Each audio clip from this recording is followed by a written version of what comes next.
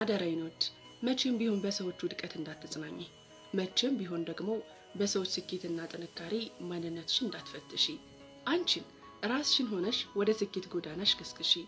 አውቃለሁ ይቺ ዓለም ውጤትን እንጂ ጥረትን ባትሸልምም፣ ግን ውጤትሽ ላይ የምትደርሺው በዛሬ ጥረትሽ ነውና ሙከራና ትግልሽን መቼም ቢሆን እንዳታቋርጪ። ራስሽን ሆነሽ ተሳሳቺ፣ ራስሽን ሆነሽ ስኬትሽ ላይ ድረሺ። መቼም ቢሆን ግን ራስሽን ከማንም ጋር እንዳታወዳድሪ። እወድሻለሁ።